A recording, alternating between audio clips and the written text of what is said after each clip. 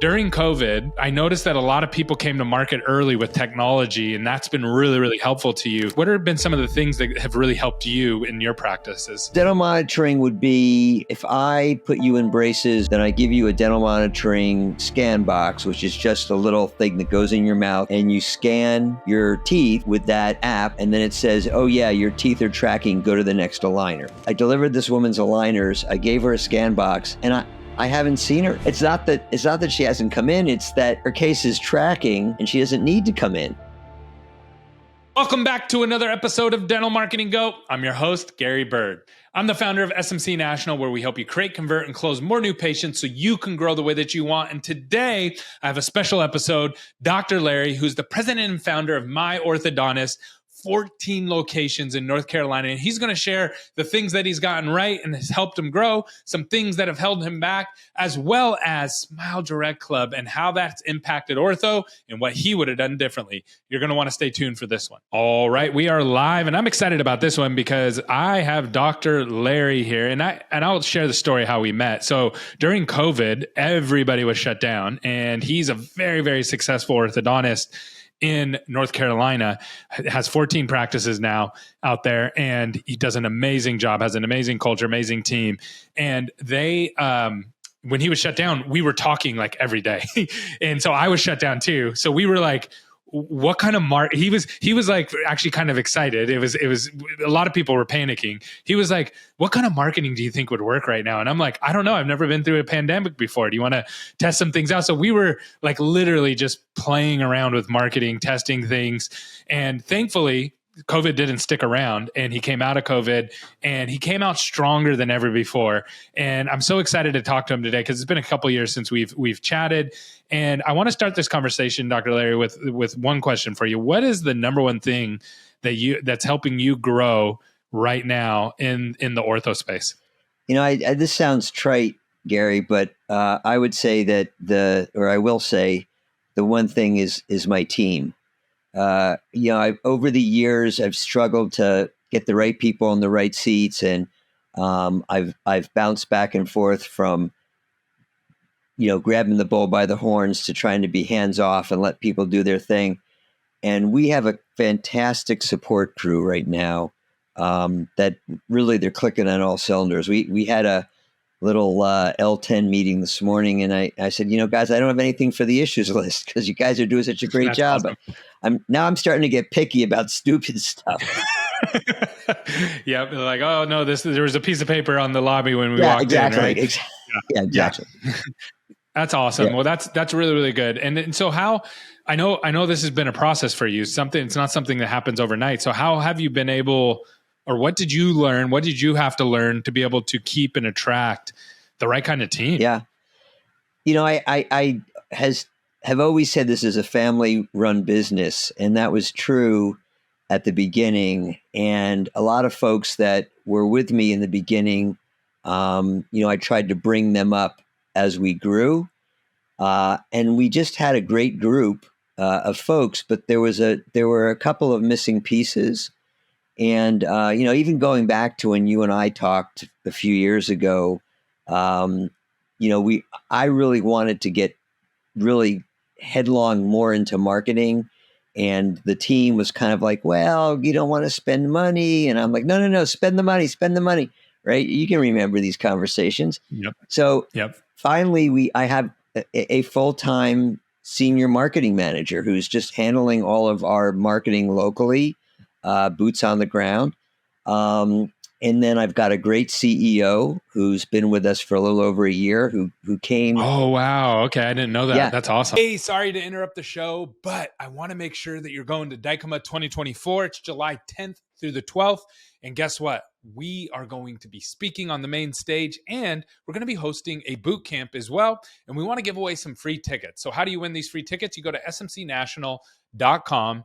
Click the little bar that says enter to win free tickets to DICOMA, and then you submit your information, and everybody's a winner. We're going to be giving a discount to everybody who enters, and we're going to be giving away some free tickets to the conference itself and to the boot camp. Make sure you sign up for these right away. Back to the show.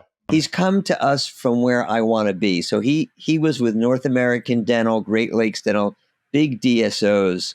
And I'm not saying I'm ever going to get that big, but he brings the experience and the expertise that I think we were lacking. And to a great extent, a lot of what we were doing was reinventing the wheel. I said, oh, we need a call center. So we created our own call center. Well, That's so cool. it's much more cost effective to find someone who just does call centers and say, can you support us? So Yes. that's some of the transitions that we've gone through under his guidance, and he's just brought the whole team together. Yep. And that's one of the really cool things about dental right now is that, 10, 15 years ago, it was almost impossible to find people like that in the dental industry because they were working there was basically single practice owners. Yep. Maybe you had a small group and then the big DSOs, and you couldn't pay those guys as much as they were making from the big DSOs. Right. But now you have people who've gotten experience at the big DSOs, at the because you have like all these categories. You have like single practices, you have smaller groups, you have mid-size groups, you have emerging DSOs, and then so there's all these different people who are gathering experience that you can actually go work with and get the right person at the right time. Yep. And so that's really cool that you've been able to do that. What we were just talking a minute ago, and I wanted to kind of pick your brain on this, and that's why I hit record so quickly, is you said during COVID, I noticed that a lot of people came to market early with technology, and that's been really, really helpful to you. What are some of the things? Could you kind of break that down? What did you mean by that? And then what have been some of the things that have really helped you in your practices? I think the one that comes to mind first and foremost is dental monitoring. And they were actually had come to market before COVID, but I think COVID was a real springboard for them. And what do they do? What's dental monitoring do? So dental monitoring would be if I put you in braces or I give you clear aligners, then I give you a dental monitoring scan box, which is just a little thing that goes in your mouth. You've got an app on your smartphone which uses AI, and you scan your teeth with that app, and then it says, "Oh yeah, your teeth are tracking. Go to the next aligner." Or your teeth are not tracking, stay in the current aligner. Or if you have braces, it'll alert the office, oh, they've got a broken wire, a broken bracket, or the wire is passive, time to bring them in for an arch wire change. Or they've done a great job wearing their elastics, they're now class 1 canine, or they've gone too far, they're class 3 canine, or whatever. So it just monitors. Technology is monitoring, and I've heard before that this technology wasn't really ready for market, but it sounds like you're having good experiences with it. Well, yeah, and I don't think this is confidential information, but dental monitoring is partnering with Ormco Spark, and what they are now able to do. It's not FDA approved yet. It is in Europe, and we're part of the FDA approval process. We're helping them out. If you do a scan at home and the app comes back, the AI says the case is not tracking, it gives the orthodontist the option of rebooting the case. And in the past, you would tell the patient to come in, you'd have to take up chair time, you'd have to do a new scan and start from ground zero. Well, what they are offering now, Spark along with DM, is a way to take that scan and create an STL. So the patient never has to come back. In an ideal world, the patient gets a dental monitoring scan box, all of their aligners, and you see them when they're done. And that's the end of it. So I was just telling someone today, I started treatment on one of my son's teachers, from his second grade teacher from 2 years ago. And she really wanted to have orthodontic treatment, and she didn't think she could afford it. And I said, come on in, we'll talk. We gave her a special pricing. And then we're also doing a low, I think the biggest barrier to entry is cost. And so what we're doing is $399 or $199 down, $199 a month. And my vision is I want to be the Great Clips of orthodontics. I want people to get great service, great smile, and feel like it's a good return on their investment, right? That they're not breaking the bank to get their kid treated. So in any event, I delivered this woman's aligners. I gave her a scan box, and I haven't seen her. It's not that she hasn't come in. It's that her case is tracking, and she doesn't need to come in. Mhm. And if it's not tracking, I'll use the smart STL feature in dental monitoring to create a new STL and do a refinement in Spark. So I think, orthodontics is the single discipline in dentistry that is most suited to teledentistry and remote treatment. And you and I kind of started down this thing, where I sent you impression trays, and I was going to treat you remotely in California. Yep. Yep. Oh, I totally forgot about that. Yes. Yeah. Well, dental monitoring would have made that so easily done and so doable. We'll still do it if you want. Just go get a scan. So the model is now, I send friends and family on the West Coast to a dentist who does an intraoral scan, takes a panoramic, and then sends it to me. And then I take that scan. I do the whole clear aligner case. I mail the aligners and a dental monitoring scan box to my brother. It's my brother-in-law and sister-in-law who are in Davis. And I'm treating them, on the other side of the country. And it's, you can't do things like interproximal reduction. You can't put attachments on. For a while, we were playing with our own aligner system that was attachmentless. And we hadn't worked out all the bugs. There's a few patents that are pending on it, but we're still trying to manipulate the digital model the same way to minimize the number of attachments. So I haven't totally worked that out. But folks like Smile Direct, who have gone belly up, and that wasn't because of anything other than their short-sightedness and the business plan was screwy. But simple aligner cases, you don't need attachments. But you do need, which Smile Direct didn't have, you do need to do this in concert with the general dentist. You do need to consider occlusion. You can't just say, I'm going to straighten the teeth. Because I think every orthodontist out there has said, well, yeah, I have a Smile Direct Club patient who came in and is so angry because their front teeth are, way out here because they didn't consider the class 2 bite. They just straightened those top front teeth. And or their lower front teeth are pounding on their upper front teeth because they didn't consider the deep bite. They're trying to align these teeth and there's no place for them to go. I mean, that was their short-sightedness.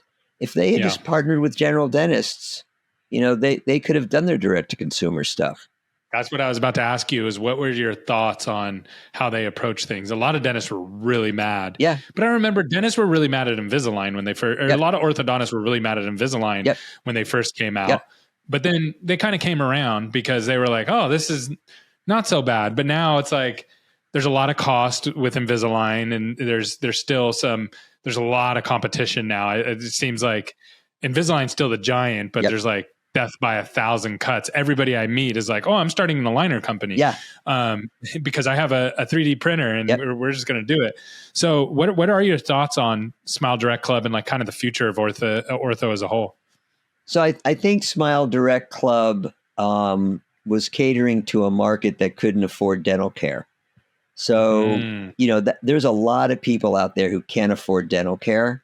And they're going to pay $2,000 for a set of aligners if you finance it for them. The problem is you can't do orthodontics on people who don't have a dentist.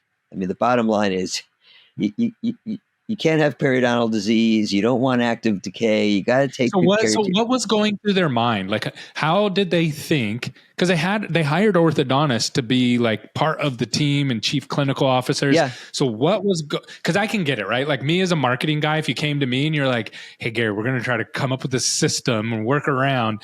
Sure, that sounds okay to me, but I'm not a clinician, right? Like that would be my first question is like, can you actually do this without a dentist, guys? And I wouldn't ask that question to a CEO or a CMO, or I would ask it to an orthodontist. So what had to be going through that orthodontist's mind to think that they could pull this off? I have no earthly idea. You know, Gotta consider that. so when someone comes into our office before we start treatment, we send a letter to the dentist and say, this is what we're thinking about doing, and we would like you to bless it from the perspective that the patient's oral health is good. They've had a recent cleaning. There's no active perio disease. There's no active decay. And that's all that Smile Direct had to do was get that same letter from the patient's their client's general dentist. The problem was, I met a guy who had aligners in. He was the maitre d', or he was the host or whatever at a restaurant I went to for lunch. And I said, "Oh, who's doing your ortho?" He goes, "Smile Direct." And I'm like, "Really? Who's your general dentist?" "Oh, I don't have a general dentist." "Well, why not?" "It's too expensive." I'm like, "Yeah, but you're paying $2,000 whatever it was for your aligners." He goes, "Yeah, but they're financing it, blah blah blah." And he was happy, but I don't know how his outcome was and how well it held up. And if he had bad perio disease, he was a young guy, so probably not. If he had bad perio disease, his teeth would have fallen out. So it was their short-sightedness, and I really don't get it. I just don't understand, except that the market is small, right?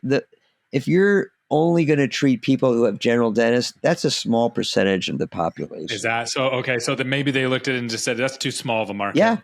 Yeah, but they could have done quite well, and they could have been leaders had they. Yeah, because they figured out things that other people haven't figured out, like how to do direct to consumer, right? Invisalign struck out on that big time. And they figured it out, and they figured out how to acquire the customer. What they didn't figure out, or they figured out too late. I noticed towards the end there, they started making adjustments and trying it, but was like, how do we send these people into a GP office and get them there and then back out? I think that just became a big barrier. That's a lot of hoops to jump through. If I'm a young kid or, somebody who just wants ortho, and like you said, I don't have a lot of money, it's like, okay, so I got to come to you, and then I got to go here, and then I think they just were like, nah, it's too hard. I think, so two things. We should have had this conversation 4 years ago. Also, all of their stuff is up for auction out of an auction house in Tennessee. What do you mean? What do you mean by that? Well, they've had to Smile Direct is liquidating all of their equipment, so all of their scanners, all of their 3D printers, their whole assembly lines, all of their equipment is sitting in a warehouse in Tennessee, waiting to be auctioned off. And we reached out to them, and what the auctioneer wants to do is sell it in bulk to one buyer. That's their first, rather than doing piecemeal, because I wanted to pick up some scanners. And so I made a joke to my assistant medical director, let's buy it all and we'll start our own aligner company. But we started to go down that path. But when you're an individual, how big would you have to be to buy all that? Like, how many locations would you have to have? I want to say that you would have, in terms of dollars, I think they're selling that stuff for pennies. It's like $1 or $2 million for all of their stuff. That's a lot of money. I can't write you a check for that, but I want to say, Dr. Bicuspid is one of these online, what's new. It came out like couple 3 days ago, maybe end of last week. This thing about the Smile Direct stuff being auctioned. So if you go back and look at that, you'll see more info. But it's a lot. I mean, they had some big manufacturing facilities. And the funny thing is that they had patented the ability to use lasers to trim the aligners when they were mass producing them, which I think was kind of dumb because those laser trimmers already existed. But so I don't know what happens now. You buy all those laser printers trimmers they were using, and are you in violation of the patent? Who knows? But I think the patent's they could have come up with a way to maybe offer some kind of general dental discount plan to their potential clients to get those people into the general dentist? I don't know. I mean, I feel like if you're creative about it, you can come up with a way to fix almost any problem. And I think that Yeah. that is the future of orthodontics, at least with clear aligners. They were on the right. Yeah, they were on the right track. They just left out some crucial portions of for success. I agree with you. Yeah. Well, this has been really, really good. Just what is your guys' website? If someone wants to kind of look you up and Google you, what's your guys' website? Right. So it's My Orthodontist NC, as in Nancy Charles, as in North Carolina.com. That's awesome. And then if someone's listening right now, I know you're growing and you're always adding practices and stuff, and you run an amazing organization. So if there's an orthodontist that's listening right now and you're looking for an opportunity to learn and grow, this is a great company to reach out to. And I know you guys are always looking for somebody to build with and to partner with. So awesome. Thank you. I really, really appreciate you coming on and sharing a little bit out of your story. And I can't wait to do this again with you. Hey, are you going to be at AAO, Care? I am not. Okay. No, I'm not going. Are you going? I'll be there. Yeah. Awesome. We need to get together. It's going to be in New Orleans this year. New Orleans. Okay. Yeah, no, I don't plan on it, but yes, we definitely will. The next time either I'm in North Carolina or the next event that we're going to. Are you going to Dykema? Have you ever been to Dykema? I my CEO may be going to Dykema. I am going to the ADSO in Denver, which is beginning of June, I think. Yeah. Okay. Awesome. You send me your calendar. I'll send you my calendar. Okay. Sounds good. All right. Bye-bye.